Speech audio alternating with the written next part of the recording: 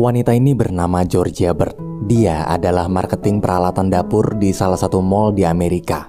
Siang itu di rumah, terlihat Georgia sedang memasak sambil menonton tutorial dari acara TV chef favoritnya, yaitu Chef Didian. Georgia ini sangat suka memasak, namun setiap kali berhasil membuat masakan enak, Georgia tak pernah memakannya sendiri.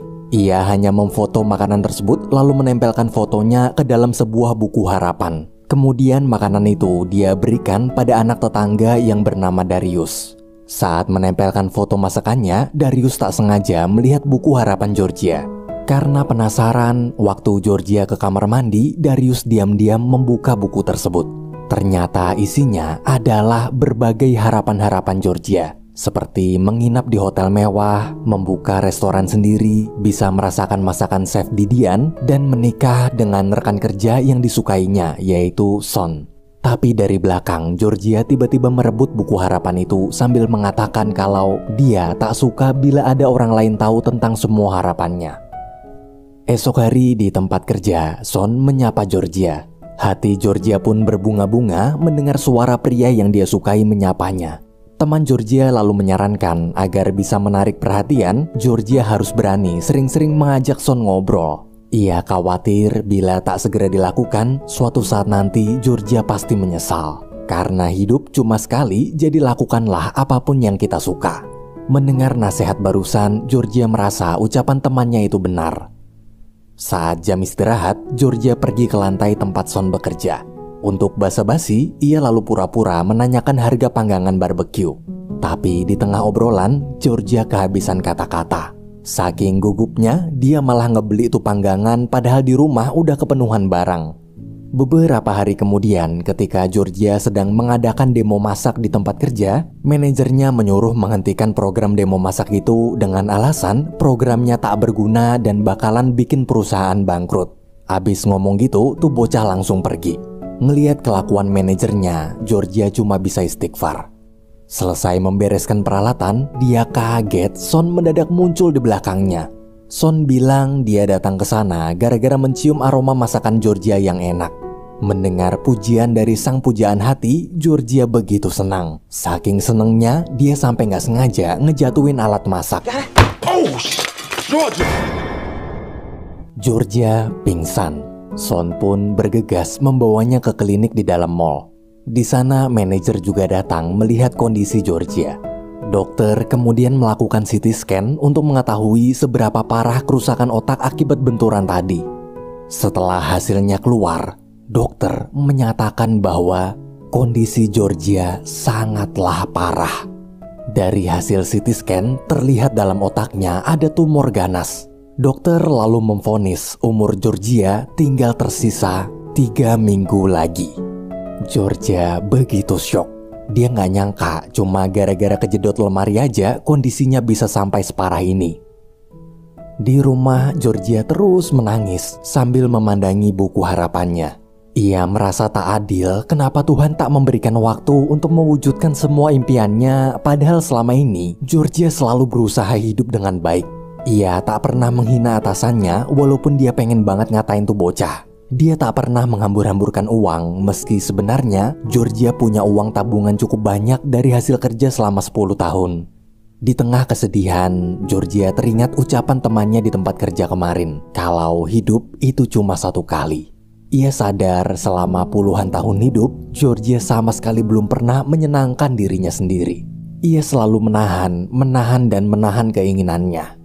Setelah merenung, Georgia akhirnya memutuskan untuk mewujudkan semua harapannya dan menghabiskan sisa hidup yang hanya tinggal 3 minggu ini dengan bahagia agar tak ada lagi penyesalan.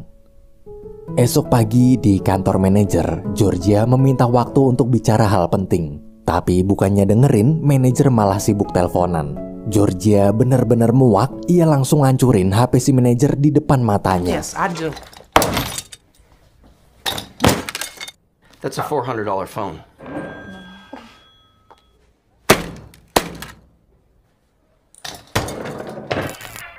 Setelah puas, Georgia lalu bilang bahwa mulai detik ini dia resign.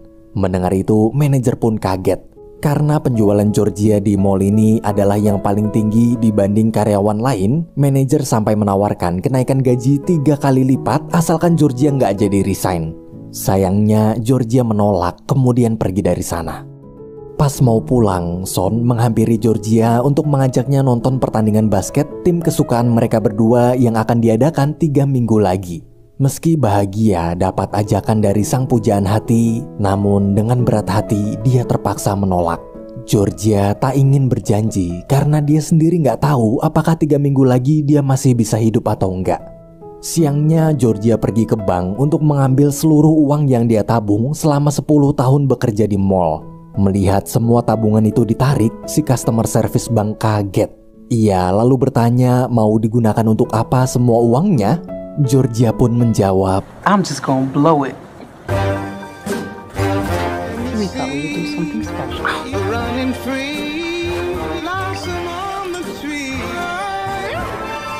Feeling good. Sesampainya di bandara di negara Ceko, gara-gara nunggu taksi kelamaan, Georgia mutusin buat nyewa helikopter. Peace when day is done.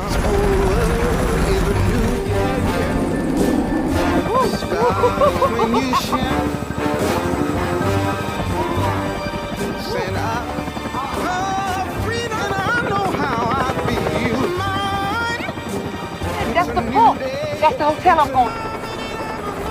Di hotel, untuk pertama kali dalam hidupnya, Georgia benar-benar kagum melihat interior yang begitu indah, serta bertemu tamu-tamu kaya lain dari berbagai negara. Ia lalu memesan kamar kelas 1. Karena dia tadi turun dari helikopter dan sekarang menginap di kamar seharga $4.000 atau sekitar 57 juta rupiah per malamnya, manajer hotel kemudian menyambutnya dengan hangat sambil mengatakan selama menginap di sini, para karyawan hotel akan berusaha melayaninya sebagai tamu istimewa. Waktu mau jalan ke kamar, tanpa sengaja Georgia melihat pemilik perusahaan tempatnya bekerja yaitu Kragen juga sedang ada di sana bersama selingkuhannya yang bernama Bern. Selesai membereskan barang-barang, Georgia ngasih tips ke pelayan. Tapi karena nggak tahu uang Ceko itu berapa dolar, dia pun ngasih semua duit Ceko di tangannya. Esok hari, Georgia pergi ke toko baju mahal dan meminta karyawan di sana memilihkan baju khusus agar dia terlihat cantik saat makan malam nanti. Give my money.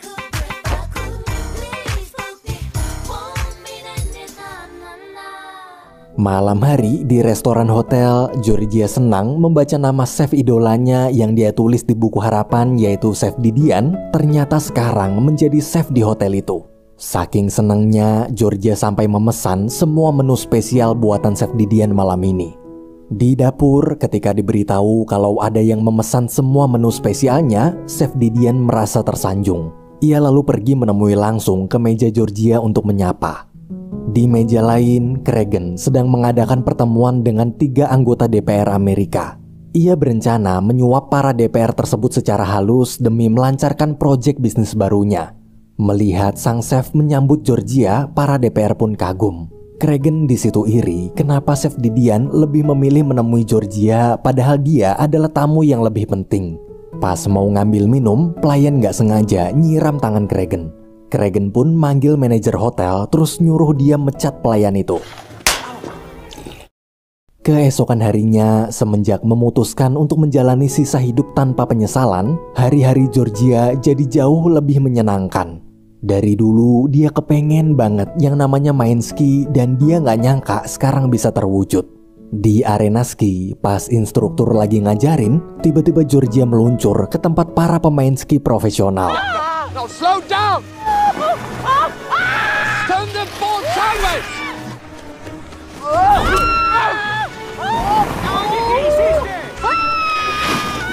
Georgia terus meluncur hingga melewati Kragen yang saat itu juga sedang bermain ski juga.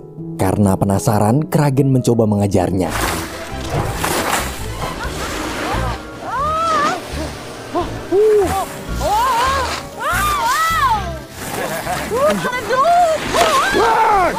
Please get off of my ski!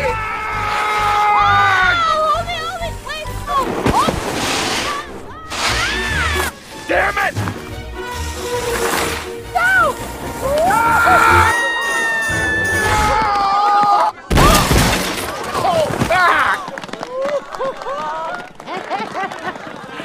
Setelah puas bermain ski, Georgia pergi memanjakan diri ke tempat spa. Di sana dia pun merasakan bagaimana nikmatnya pijatan spa mewah bintang 5. Namun mendadak terdengar suara Bern sedang memaki-maki salah satu terapis gara-gara pijatannya terlalu keras. Georgia yang kasihan lalu menghampiri Bern kemudian memarahinya balik agar tak berkata kasar dan harus bisa lebih menghargai orang lain. Mendengar teguran itu, Bern hanya terdiam menahan malu. Ia takut membalas karena mengira Georgia adalah orang super kaya. Para terapis hotel pun senang, mereka menganggap Georgia sebagai pahlawan mereka.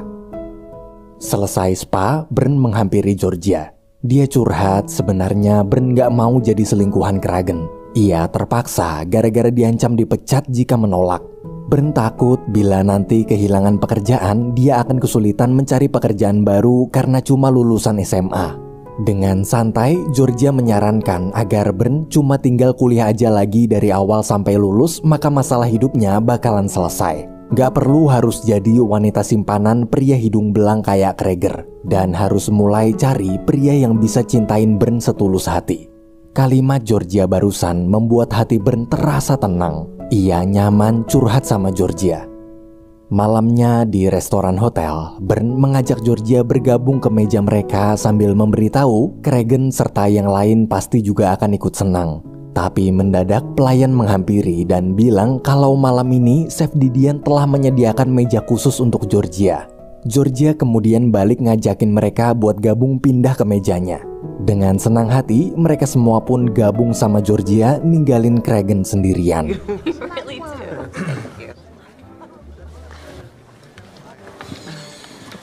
Kragen akhirnya pindah ke meja Georgia. Di tengah makan malam, saat tahu Georgia besok ingin pergi terjun payung, mereka terlihat sangat tertarik. Kecuali Kragen. Dia kesel kenapa malah Georgia yang jadi pusat perhatian. Padahal tujuan dia ngajakin para DPR kesini kan buat bantu ngelancarin bisnisnya. Karena nggak mau kalah, Kragen lalu bilang kalau besok dia juga akan ikut pergi terjun payung.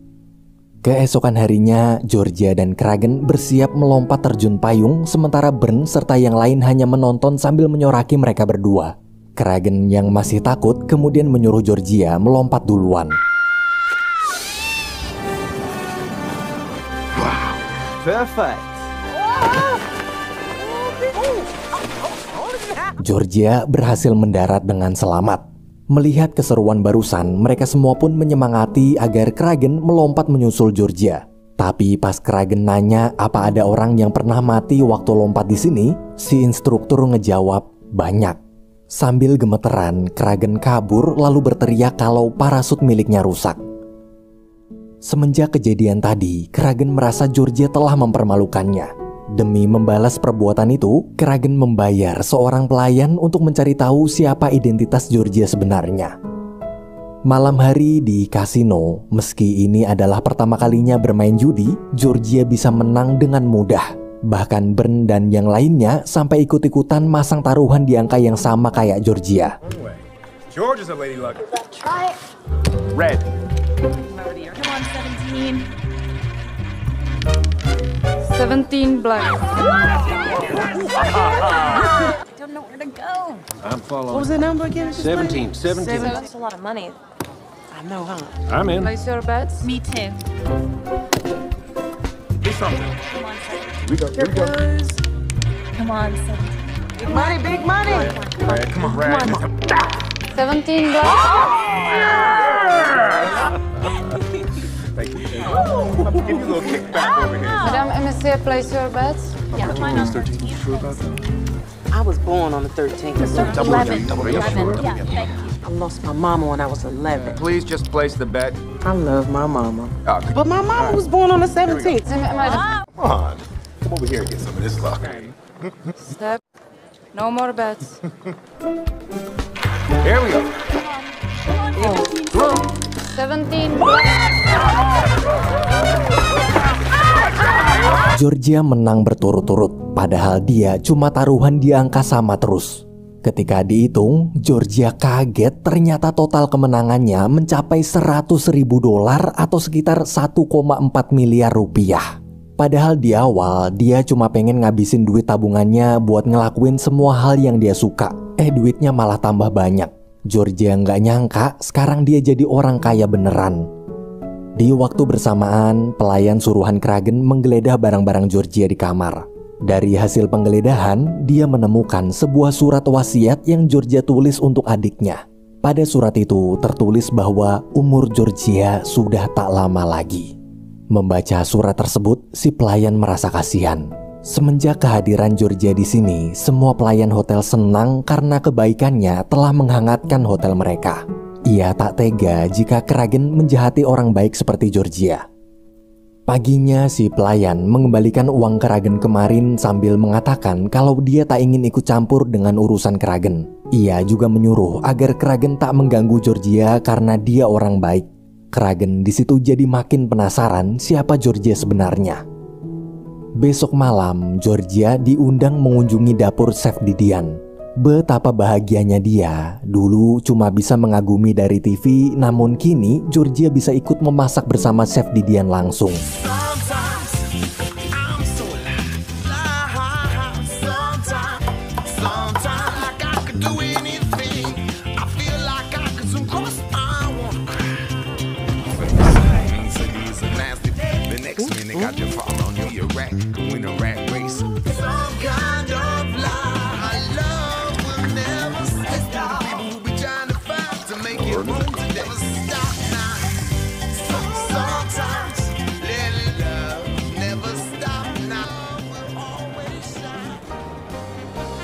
Selesai membantu menyiapkan hidangan, Georgia bersiap menghadiri pesta tahun baru di restoran hotel tersebut.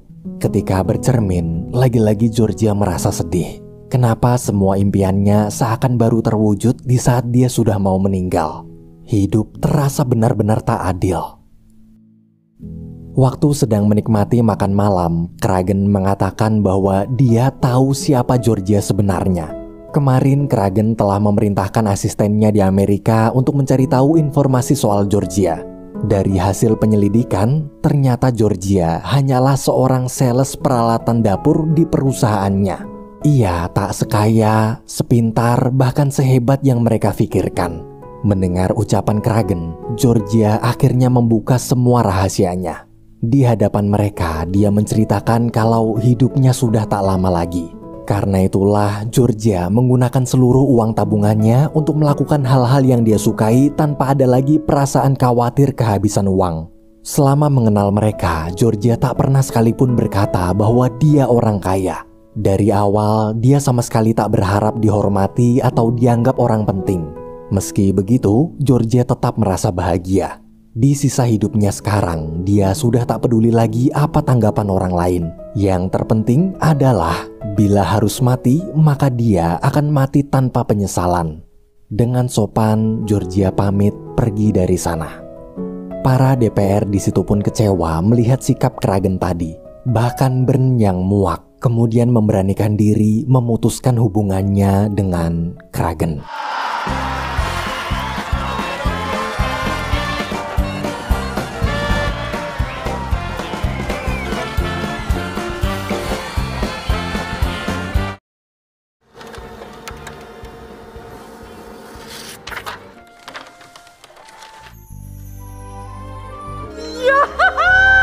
Bern lalu menemui Georgia dan mengatakan bahwa dia sudah memutuskan untuk melanjutkan kuliah agar bisa mendapatkan pekerjaan lebih baik sesuai saran Georgia. Waktu lagi asik ngobrol, pelayan memberitahu kalau saat ini Kragen sedang duduk di balkon atap lantai 4 hotel sambil mabuk parah. Mendengar itu, mereka berdua panik kemudian bergegas pergi ke tempat Kragen. That's Kragen. What the hell's he doing? Sesampainya di balkon, Georgia nekat duduk menemani Kragen yang sedang frustasi. Oh, what's she doing out there? Oh my goodness. Georgia di situ mencoba menasehati, jika Kragen ingin dihormati, dia harus mengubah sikap sombongnya. Meski punya banyak uang, Kragen tetap harus menghargai perasaan orang lain. Dengan santai, Georgia menyarankan kalau Kragen frustasi karena proyek bisnis barunya gagal, maka dia tinggal mencoba bisnis lain. Kata-kata Georgia barusan akhirnya menyadarkan Kragen caranya memandang hidup telah salah. Dia sadar dia terlalu arogan serta selalu mengukur segala sesuatu dari sudut pandang uang. Di tengah obrolan, tiba-tiba terdengar suara Son memanggil nama Georgia. Son nekat datang menyusul ke Ceko setelah membaca buku harapan yang Georgia buang di tong sampah. Georgia! Sean, what you doing here? How many people can get on that ledge? Son menjelaskan alasan kenapa dia datang jauh-jauh dari Amerika adalah untuk menyatakan perasaannya. Di atas balkon sambil dilihat banyak orang, dia berteriak menyatakan bahwa selama ini Son menyukai Georgia.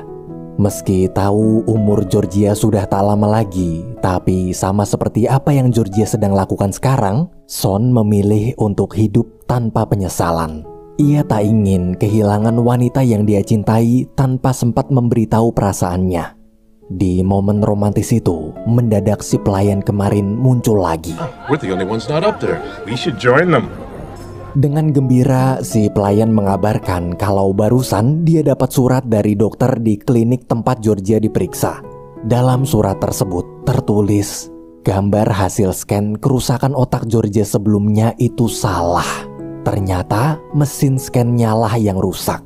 Dari hasil pemeriksaan ulang, dokter menyatakan Georgia sehat total dan gak jadi mati. Betapa bahagia hati Georgia, ia tak menyangka kehidupan telah mengeprengnya. Meski begitu, Georgia sangat bersyukur. Akibat kejadian ini, dia jadi bisa hidup dan menua bersama dengan pria yang dia cintai. Beberapa bulan kemudian, setelah kembali ke Amerika, Georgia dan Son membuka sebuah restoran dibantu oleh sahabatnya selama di Ceko, yaitu Chef Didian. Restoran tersebut ramai gara-gara kisah cinta Georgia di negeri Ceko sebelumnya viral. Bahkan wali kota sampai datang ke sana. Semua yang tertulis di buku harapan Georgia benar-benar terwujud. Kini bukunya bukan lagi hanya sebuah buku harapan, namun buku itu telah menjadi buku kenyataan. Film pun berakhir.